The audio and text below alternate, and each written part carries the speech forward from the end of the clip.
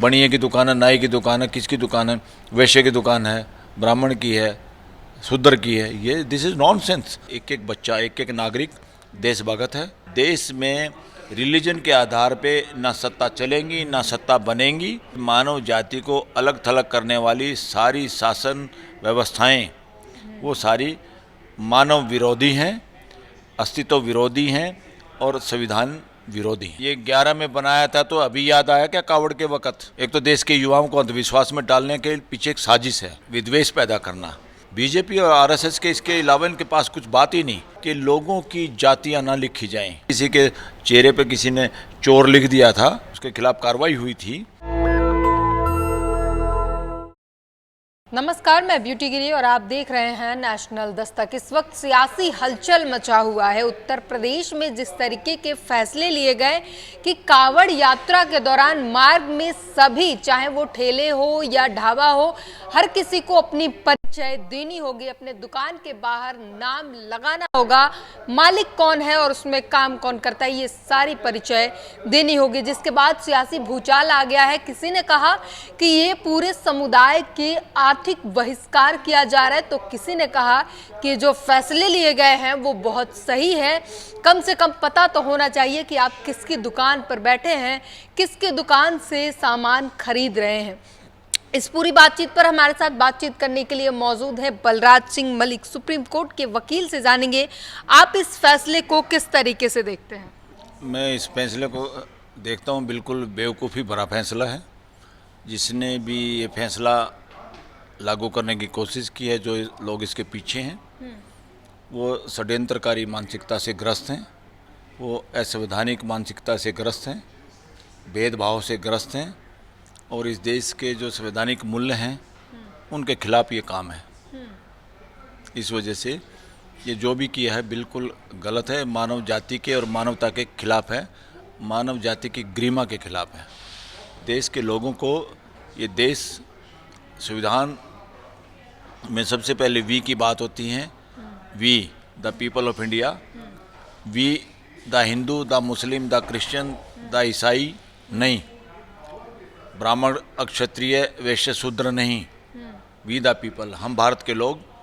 इन सभी भेदभावों को जूते मार चुका ये देश। और जब से इस देश का संविधान लागू हुआ, सारी असमानतावादी विचारधारा, असमानतावादी बातें सब दफन कर दी थी इस देश ने।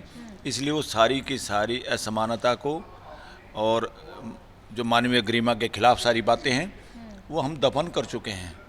उनसे भी न केवल अंग्रेज़ों से आज़ादी ली हमने, मानव जाति में जो भेदभाव और कुरीतियाँ उससे भी हमने आज़ादी ली और संविधान हमने लागू किया। और संविधान के हिसाब से ये जो काम जिसने किया है ये बिल्कुल गलत काम है। ये रिलीजन की आड़ में किया हुआ कुकर्म है।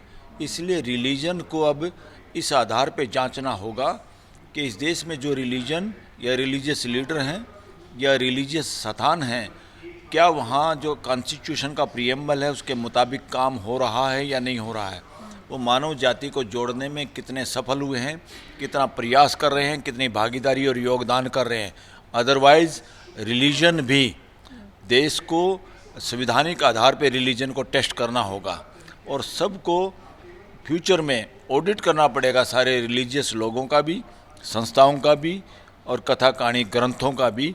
क्या इनमें असमानता पैदा होती है, क्या इनके अंदर रहस्य छुपा हुआ है, क्या मानव जाति को विवेकशील बनने से रोकती हैं। पर दलील ये है कि जब कह दिया कि सभी को, हिंदू हो मुसलमान हो, सभी को अपने नाम प्लेट लगाने हैं, सभी को, किसी इसमें हिंदू मुसलमान कैसे आ जाता है। अगर कोई कावड़िया जाता है उसे पता होना चाहिए कि वो किस दुकान में बैठा है, उसकी परिचय उसके पास होनी चाहिए। इसमें हिंदू मुसलमान का मुद्दा ही नहीं है। अरे जो अपने आप पूछ लेता, जिसको इतना पूछने का वो है, वो आदमी से पूछ लेता ये दुकान किसकी है। ये पूरा जग जाहिर करना क्या।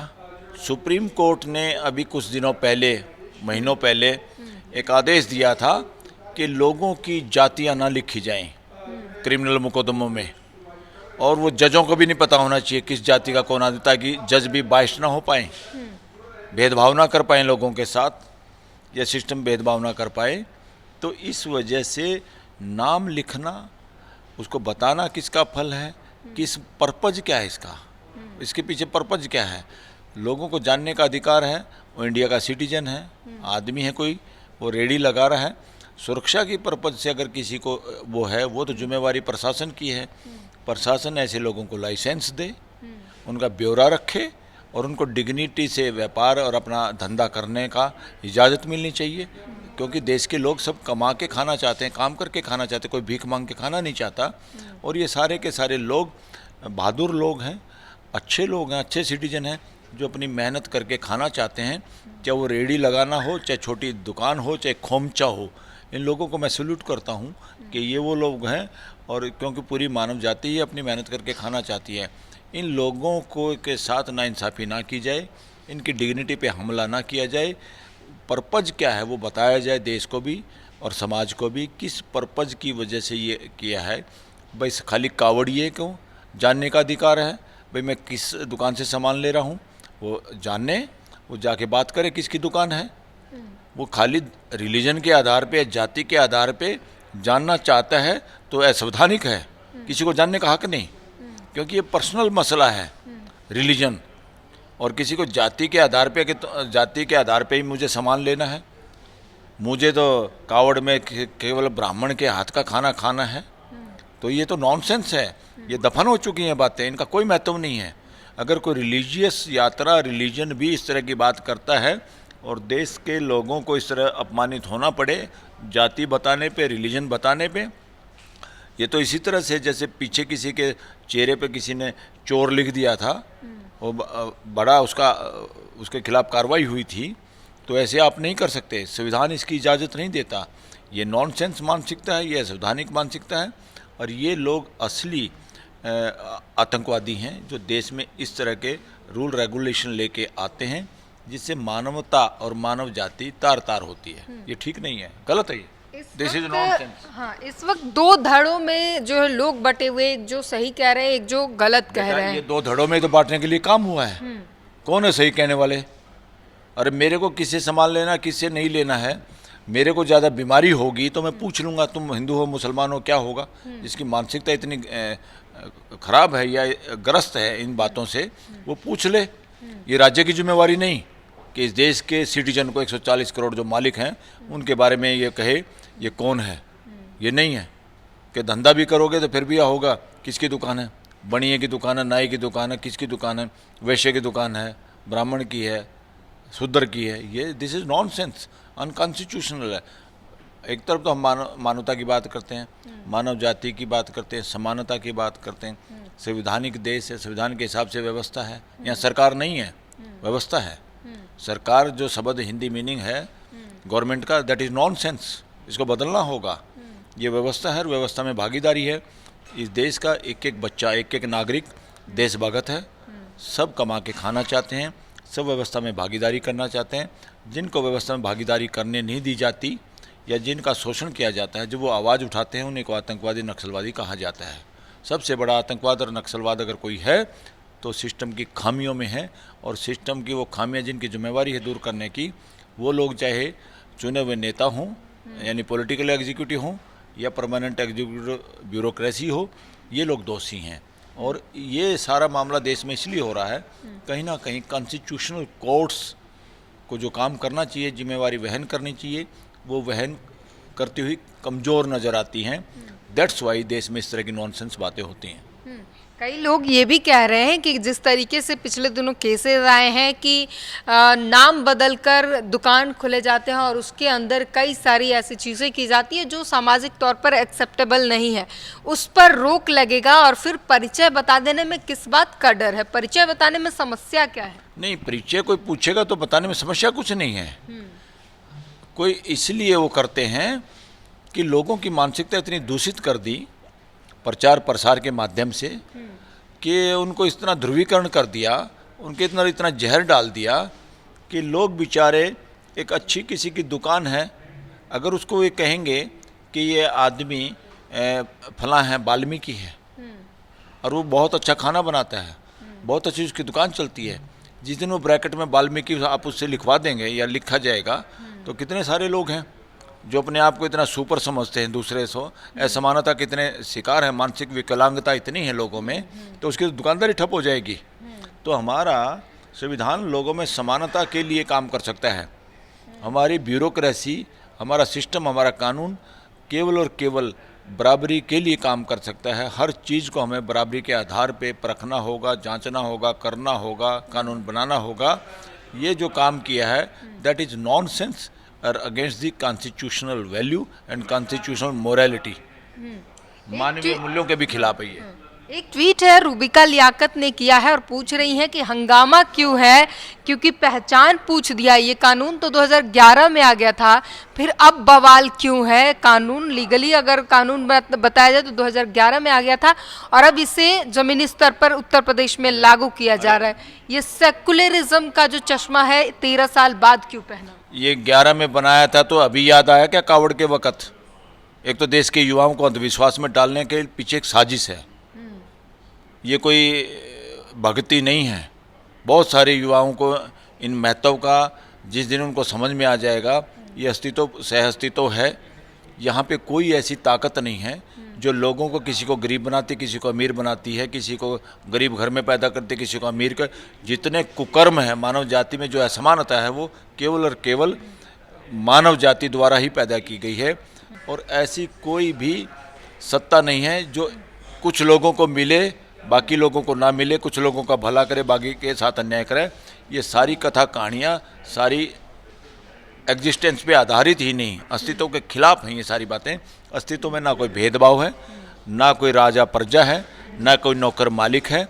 अस्तित्व में सब एक तरह से साथ साथ, अस्तित्व में सब मानव जाति के सारे लोग बराती हैं। आज बारात में कोई शामिल है, कल कोई नई पीढ़ी आ जाएगी, वो जब बुजुर्ग होकर गुजर जाएंगे कोई और आ जाएगी। This is a cycle of life. जैसे वाटर का साइकिल होता है, ऐसी कोई भी रहस्यमयी ताकत नहीं है जिसको ये रिलीजनों के नाम पे, युवा पीढ़ी को कथा कहानियों के नाम पे गुमराह करने की कोशिश हो रही है आज तक। इसलिए कोई रहस्य है ही नहीं पूरे अस्तित्व में। जो कुछ है सबके सामने है, जो आँखों से कानों से दिखाई सुनाई पड़ता है, उसके अलावा जो चीज़ समझ में आती है सिर्फ वही है, उसी का नाम अध्यात्म है। जो चीज़ें समझने की है उसका नाम अध्यात्म है। ये कोई बाबाओं का या लाल पीले कपड़े वालों का ठेकेदारी नहीं है। और ये जो कावड़ का मामला है, हमारे युवाओं को सबसे बड़ी कावड़ सेवा है अपने पेरेंट्स की सेवा, सही समय पे अपने खुद शरीर की रक्षा, समाज के अंदर भागीदारी, अच्छे कामों के लिए। अच्छा काम करने से, अच्छा सोचने से अच्छा होगा। कोई यात्रा, कावड़ यात्रा लाने से कुछ अच्छा हो जाएगा, ऐसा अनसाइंटिफिक है, ये गलत है। ये सब एक तरह से मैं ये कहूँगा, इसको क्या कहेंगे, मैं इंडिविजुअली इसमें कह सकता हूँ, इन चीज़ों में मानव जाति का कोई भला नहीं होने वाला, कर्म कांडों में कोई भला नहीं होने वाला, किसी में भी, किसी भी रिलीजन की बात हो। बीएसपी सुप्रीमो मायावती ने कहा है कि ये फैसला योगी सरकार का एक तौर पर जो है पूरी तरीके से समुदाय का आर्थिक बहिष्कार करना है। क्या कहेंगे, इससे कितनी सहमति है? ये खाली आर्थिक बहिष्कार नहीं है, इसका असली मकसद है पोलराइजेशन। इसका असली मकसद देश में लोगों में विद्वेष पैदा करना। इसका असली मकसद यही है और कोई इनके पल्ले कुछ नहीं है। बीजेपी और आरएसएस के इसके अलावा इनके पास कुछ बात ही नहीं, कोई दम ही नहीं है, विचार में दम नहीं है। विचार एक ही चलेगा पूरी धरती पे, वो है सह अस्तित्व, को एग्जिस्टेंस। वही अस्तित्व में है, वही रियलिटी है। जो सह अस्तित्व के खिलाफ चलेगा वो लोग मिट जाएंगे, जो सह अस्तित्व के साथ चलेंगे वही लोग खुशहाल ज़िंदगी जी पाएंगे। उसी पे आधारित है वसुधैव कुटुंबकम। हमारा जो वसुधैव कुटुंबकम की जो बात है, जो विचार है, जो पूरी मानव जाति सोचती है, इसलिए मानव जाति सॉफ्टवेयर अलग है, रंग रूप कद काठी भाषा अलग हो सकती है, मगर मानव जाति का सोचने का तरीका, समझने का तरीका, सॉफ्टवेयर एक ही जैसा है। सब मिलजुल के अच्छी ज़िंदगी जीना चाहते हैं, सब भागीदारी करना चाहते हैं, मगर इन व्यवस्थाओं की जगह जो सरकार शासन की सत्ता अपनाए हैं, ये लोग बदमाशी से सत्ता में बने रहने के लिए इस तरह के उल जुलूल घटिया काम कर रहे हैं। इससे घटिया और कोई काम नहीं होगा। मानव जाति को जोड़ना है, हर काम से, हर कानून से, हर रेगुलेशन से, हर सरकार के ऑर्डर से, आचरण से एक ही चीज़ निकलनी चाहिए, वो जो भी काम करे वो सामाजिक, आर्थिक और पॉलिटिकल न्याय पे खरी उतरनी चाहिए, और वो खरी उतर के समाज में, देश में भाईचारा बढ़ना चाहिए। अब इससे भाईचारा बढ़ेगा या घटेगा?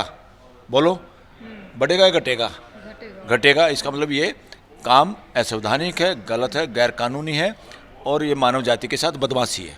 एक आखिरी सवाल आपसे, जैसा कि हाल ही में उत्तर प्रदेश में लगातार सियासी हलचल है, बीजेपी के नेताओं ने कह दिया कि हमारे 2027 में सरकार बनाना मुश्किल है। क्या उसी 27 के चुनावी लाभ को देखते हुए ये हिंदू मुसलमान का एंगल लाया गया ताकि चुनाव में लाभ हो सके? बिल्कुल बिल्कुल। देश में हिंदू मुसलमान सिख ईसाई के आधार पे जो भी बांटने की कोशिश करता समाज को, असली देशद्रोही लोग वो हैं, वो देश के दुश्मन हैं, वो मानव जाति के दुश्मन हैं।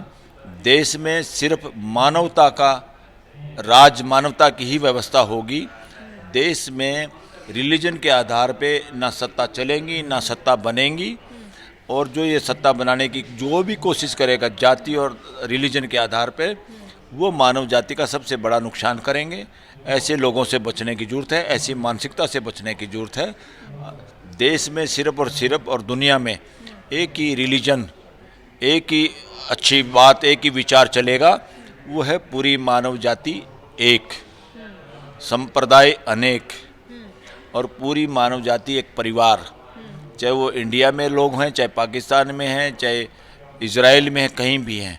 इसलिए मानव जाति को अलग थलग करने वाली सारी शासन व्यवस्थाएं वो सारी मानव विरोधी हैं, अस्तित्व विरोधी हैं और संविधान विरोधी हैं। तो जाहिर तौर पर सुप्रीम कोर्ट के सीनियर वकील ने भी यही कह दिया कि ये फैसला गैर संवैधानिक है, असंवैधानिक है। जो फैसला लिया गया है इससे आपसी भाईचारा बिगड़ेगा ना कि सुधरेगा। इस पूरी बातचीत पर अपनी प्रतिक्रिया जरूर दीजिए। कैमरामैन आशीष के साथ ब्यूटी गिरी, नेशनल दस्तक। नेशनल दस्तक की आपसे गुजारिश है कि अगर इसको बचाना चाहते हैं तो नेशनल दस्तक को सब्सक्राइब करने के लिए रेड कलर के सब्सक्राइब बटन को दबाएं, फिर बेल आइकन की घंटी दबाएं। नेशनल दस्तक को बचाने के लिए बहुत जरूरी है कि हर खबर को शेयर करें, लाइक करें, कमेंट जरूर करें।